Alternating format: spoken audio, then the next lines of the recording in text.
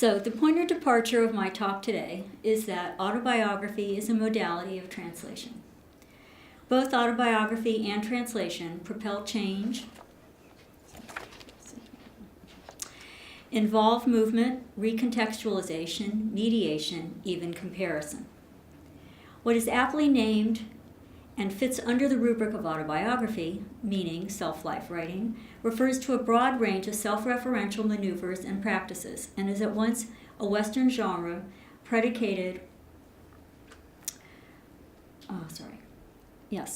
Western genre predicated on a notion of the individual and self as at once autonomous and relational, and capable of being both, and I quote, the observing subject and the object of investigation. And this comes from Smith and Watson, who are a well-known team of autobiography critics.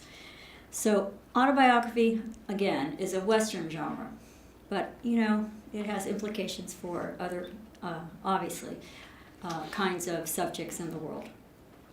And these can be discussed later if you'd like. So autobiography claims a venerable and variable tradition that begins roughly with St. Augustine's conversion narrative, Confessions, and includes slave narratives, testimonios, and such recent examples of the Künstlerroman as Patti Smith's Just Kids.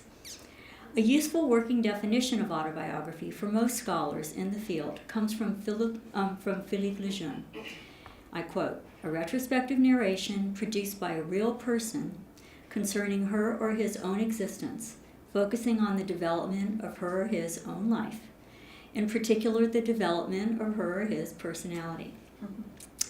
What the French theorist calls the autobiographical pact is the assurance given the reader by the signature on the autobiography's cover that the author, the narrator, and the protagonist of this narration share a common identity. Autobiography, or what is referred to quite commonly in the wake of post-Enlightenment theories of the subject and post-colonial discourse as life writing or life narrative, is in any case not limited to the written, but can be performative, visual, filmic, or even digital. What is interesting in all modes of life narrative is that the relationship between the origin and the translation, as it were, as well as between the autobiographer and the reader, is contractual. Please keep in mind, as well, that even in, or especially in, autobiography studies, the very elements that comprise the constellation of self-life writing are all culturally contested and problematic, or at least problematized today. Put another way, and critical rigor notwithstanding, the valence of the various theoretical terms relevant to the autobiographical enterprise, including such marketplace labels as memoir, changes depending on the specific discursive context. Much can be at stake ideologically, at least for literary critics and scholars of autobiography. What is a nuanced distinction in one instance is a major conceptual marker in another.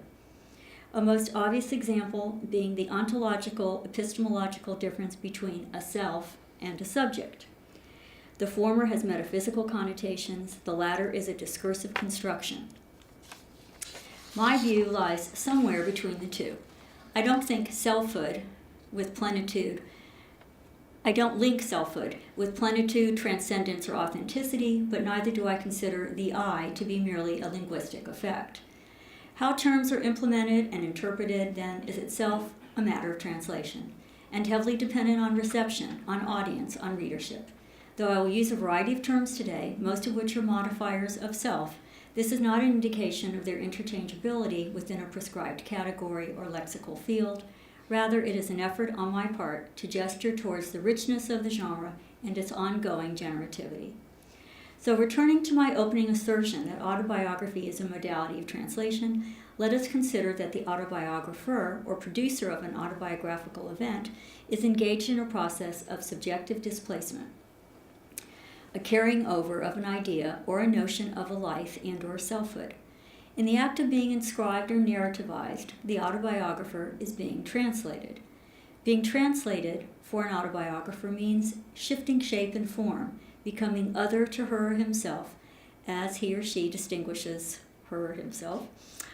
I know it's very awkward, but I hate to conflate these terms, from others through language. Another critical dimension of the autobiography translation nexus is that translators inscribe their subjectivity, and we all know this, into their versions, most acutely, into the views on translation they espouse and the strategies they deploy. Just as the autobiographer is reading herself or himself otherwise, so is the translator, inscribing herself and himself through an other's voice and text into another linguistic or signifying form. So to write is to be written, to narrate is to be narrated, to translate is to be translated. In my talk, I shall be exploring a few of the myriad ways a subject verbalizes, materializes, and textualizes the process of self-analysis, self-reflection, and self-inscription in both autobiography and translation as reflections on each other. I do not mean to suggest, however, that the self, as source material, is a given. That it is transparent to itself, or that it is anterior to any act of interpretation. Precisely, I shall explore how various facets of the translation complex play out in three dissimilar and distinctive autobiographical projects. My literary examples are modern and contemporary, yet they differ widely from each other.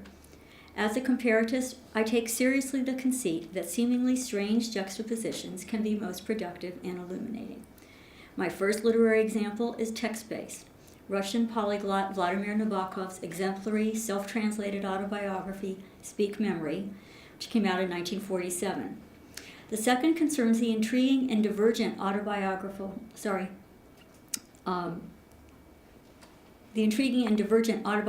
positions of Guadeloupean author Maryse Condé and her British translator husband Richard Philcox regarding their embedded situation. Although I will make some reference to La Vie sans phare, published in 2012, her most recent and as yet untranslated autobiography, most of my commentary will concern them as a translation couple and its implications for the global literary marketplace. The third is also text-based, but transgeneric. American cartoonist Alison Bechdel's graphic memoir, Fun Home, which came out in 2006. So in each case, we were discussing cases at lunch, the autobiographer is implicitly and often explicitly, depending on the various modes and languages involved, a translator of his or her own life experience or past, whose meaning is created through the interpretive act of remembering. As a paradigmatic figure of translation, Freud is my informing spirit into this area of inquiry. Freud as an object of translation, as a translator himself, and as a theorist, especially in the early essay Screen Memories, which came out in 1899, in itself a selection of his own childhood recollections disguised in dialogic form.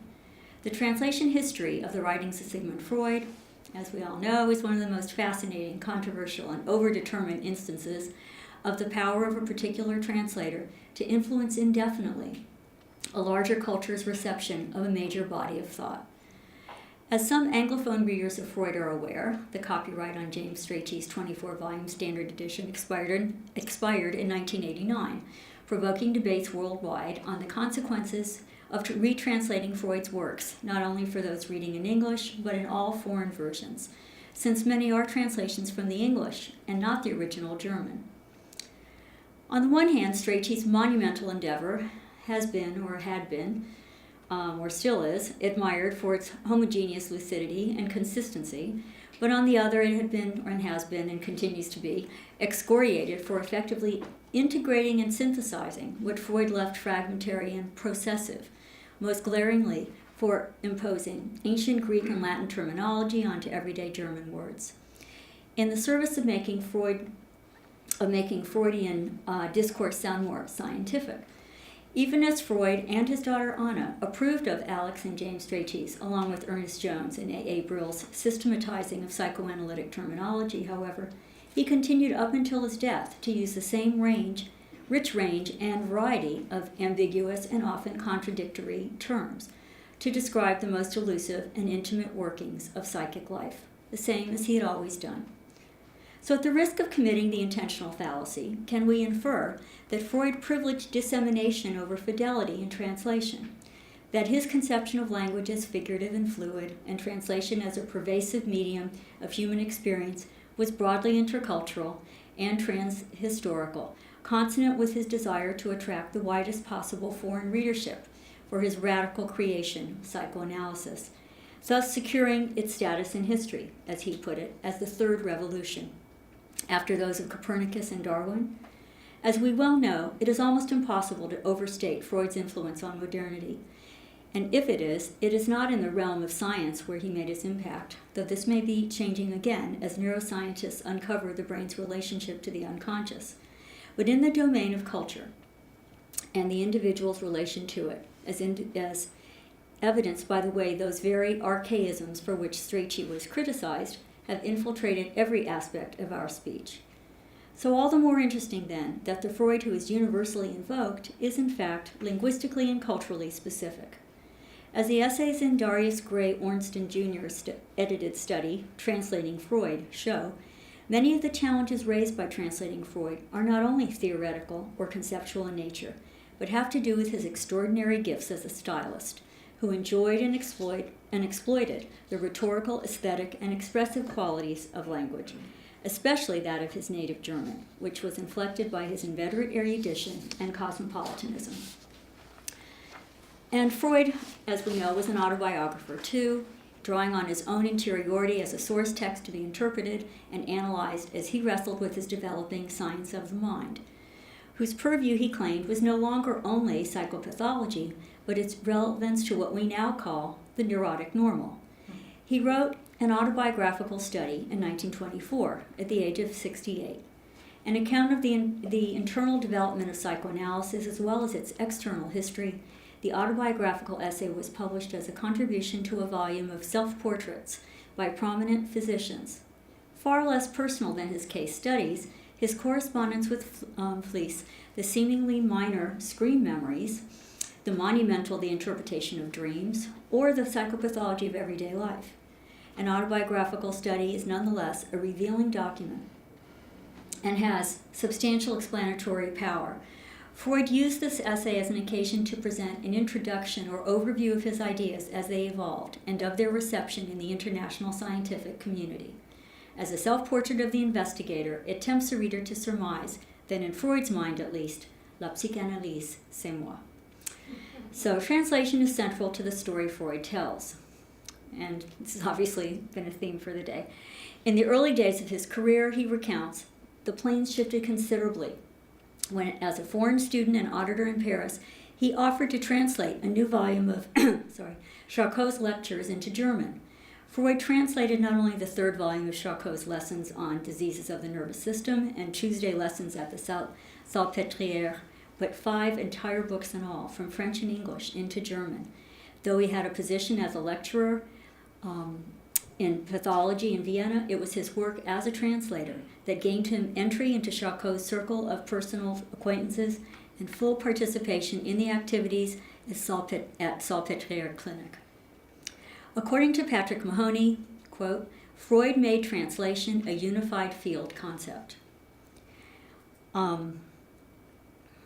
Mahoney elaborates that in psychoanalysis, the patient may be psychically conceived as a succession or accumulation of translations, with the analyst assuming the complementary role of a translator. By means of translations, psychic material is itself already a translation in need of a second-order translation. I'm going to go through this a little quickly since we spent a lot of time on this morning. The analyst affects a translation of what is unconscious into consciousness. Dreams translate what the dreamer dreams to what the dreamer remembers and reports, translates from mental image to verbal narration. Mahoney also gives the following specific examples, and I think this is a very interesting list, of what Freud deemed to be translations. Dreams, generalized hysterical, obsessive, and phobic symptomatology, parapraxis, a wonderful example of a Strachey classical archaism, slips of the tongue, fetishes, the choice of suicidal means, and the analyst's interpretations.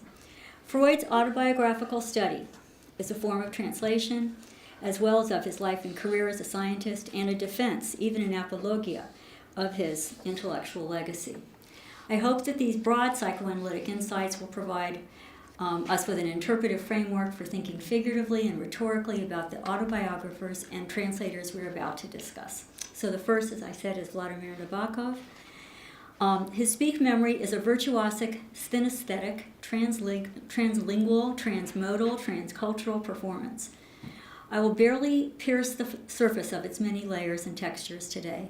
By making the reader of the foreword privy to the many stages of rewriting, reframing, and recasting of what he calls, and I quote, a systematically correlated assemblage of personal recollections ranging geographically from St. Petersburg to Saint-Nazaire, and covering 37 years from August 1903 to May 1940, Nabokov might be giving us too much information before the first page of the autobiography proper has even been accessed. The detailed paratextual information, much like the exquisite meditation on the nature of a privileged life as only a consummately privileged polyglot consciousness could render it, is daunting and a bit overwrought. Translated into French, German, Spanish, and Italian by other translators, Nabokov explains that, and I quote, for the present final edition, I have availed myself of the corrections I made while turning it into Russian. This re-Englishing of a Russian reversion of what had been an English retelling of Russian memories in the first place. And this is likened to the kind of multiple metamorphoses familiar to butterflies, but previously untried by humans. If in the foreword he posits himself as remarkable among his species, those very literary and linguistic feats are grounded by a principle of translation that treats every change in form as a new thing to be celebrated, but not at the expense of preserving or immortalizing moments or stages of perfection. And yet the exiled writer's essay on the challenges of translating Pushkin's Eugene Onegin into English reveals a translator hostile to a free-form, target-friendly version of a classic. His rarefied, academic, heavily annotated translation privileges its own elite audience, reflecting, as Lawrence Venuti puts it, Nabokov's deep nostalgic investment in the Russian language and in canonical works of Russian literature, while disdaining the homogenizing tendencies of American consumer culture, which obviously one sees in Lolita. So is there a connection between Nabokov's protectionist views of the role of a literary translator and the way he translated his own life? A self-declared chronophobiac, his disclaimer about any affection for the psychoanalytic method might suggest there is. And I quote, I have ransacked my oldest dreams for keys and clues, and let me say at once that I reject completely the vulgar, shabby, fundamentally medieval world of Freud, with its crankish quest for sexual symbols and its bitter little embryos spying from their natural nooks upon the love life of their parents. Doth he protest too much? It is not my intention here to put little Vladimir's psyche on the couch, despite the wealth of material he provides throughout the text and elsewhere in his oeuvre, only to indicate that while Nabokov is reacting to the most reductive and vulgar version of Freud in terms of symbolic content, he's also using hermeneutic instruments in ways that strongly resemble Freud's methods. Each embodies qualities of both the scientist and the poet, and both are formalists of the first order. Indeed, as masterful interpreters of signs and symptoms and decoders of patterns, both are drawn to structural repetitions, as well as to what escapes those structures and strictures. Critics, among them Jeffrey Berman and Jennifer Shute, have addressed why the figure of Freud looms so large for Nabokov, and so negatively, as well as the implications of such for understanding his fiction, especially Lolita. It seems to me that what Nabokov rejects in Freud is his primordial pessimism about human nature, and that what he negates is the general principle that he, Nabokov, might not be master of his own mind.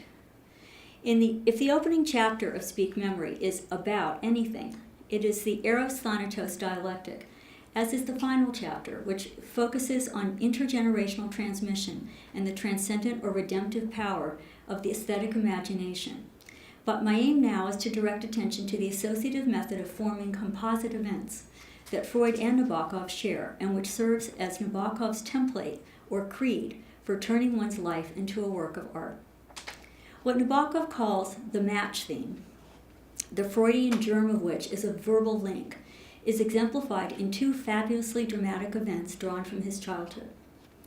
He recalls being, and I'm going to sort of paraphrase here, he recalls being introduced at the age of 5 in his father's study in their St. Petersburg home to a friend of the family, and I quote, a thick-set, uniform-encased General Kuropatkin.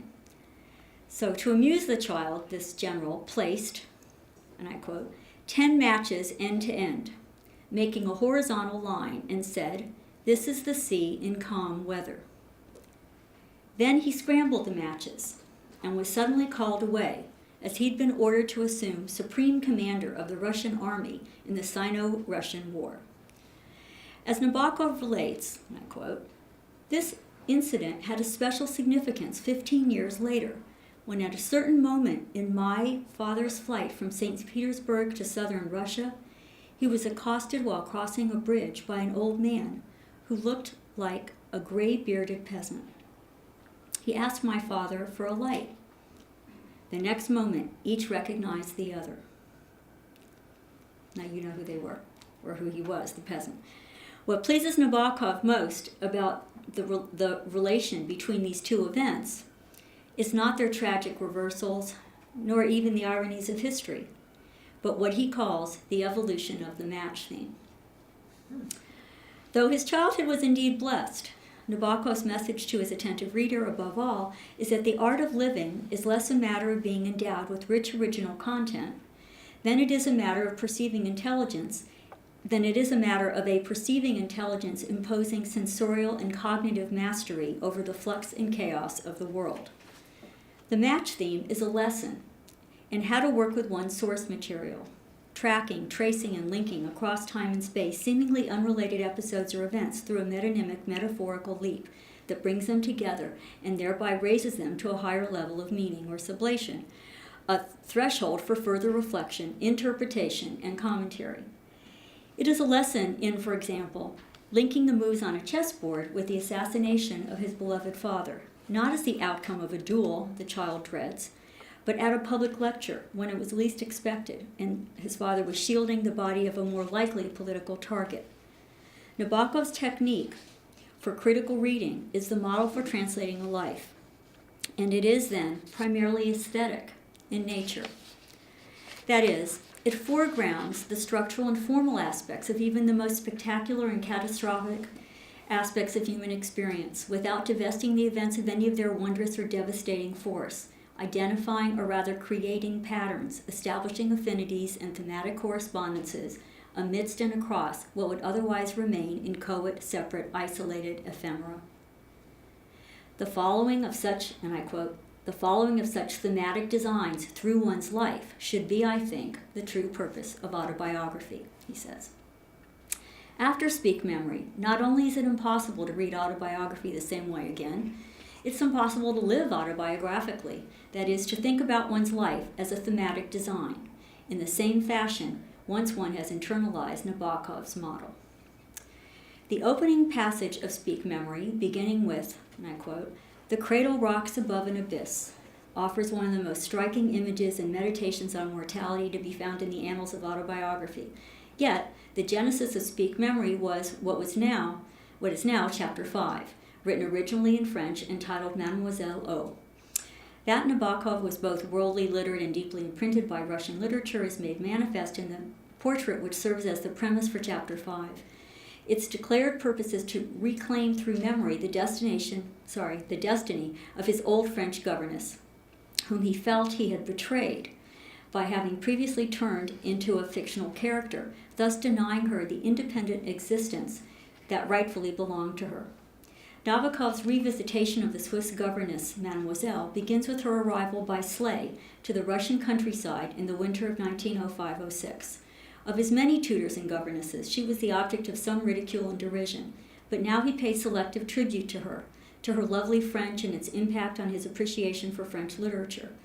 I've chosen to focus on this recontextualized portrait of the hapless, enormous, miserable figure because, indeed, she may not be substantial enough on her own terms to support the attempt to salvage her from fiction.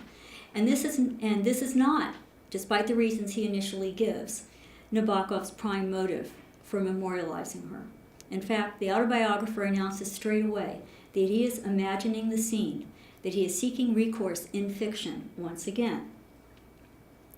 So he starts off by saying, I was not there to greet her, but I do so now as I try to imagine what she saw and felt at that last stage of her fabulous and ill-timed journey. Now, I hope this works because I'm going to have to ask you, like, when you're finished reading this page, and then I'll go on to the next one. Very lovely.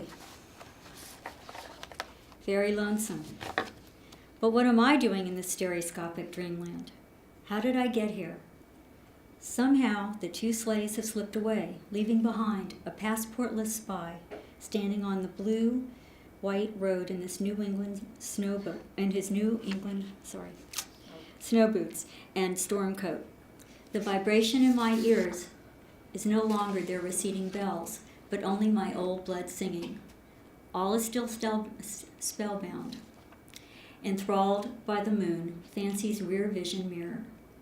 The snow is real, though, and as I bend to it and scoop up a handful, 60 years crumble to glittering frost dust between my fingers.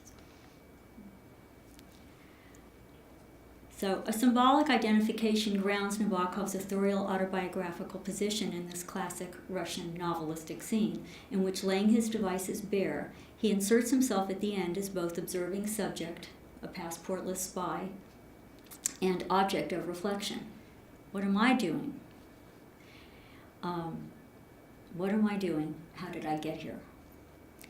Through the temporal and spatial displacement of snow and Nabokov and Mademoiselle, who now occupy virtually equivalent or transposable positions in relation to the other's estrangement, his underlying resistance. Sorry, I'm having a hard time reading this. Okay. His underlying resistance to the idea that perhaps there was more to Mademoiselle than her lack of finesse is made clear to him. And how is it made clear to him? Belatedly, through his own experience of exile and loss, primarily as a result of the Russian Revolution. In an act of literary mediation and empathic projection, he comes to understand the gravitas of her life story as a key to understanding his own. With retrospective insight, he says at another point in the chapter that this is something, quote, I could appreciate only after the things and beings that I had most loved in the security of my childhood had been turned to ashes or shot through the heart. Nabokov's insight, shared with Freud, is that all memory is mediated and motivated and dependent on a dynamic imagination. Because the psychic content of original memory is not available, whether because of absence or inaccessibility, it cannot be restored without being translated to later experiences, desires, and needs. So memory is a function of the present. All right, I'm now moving on to Maurice Condé.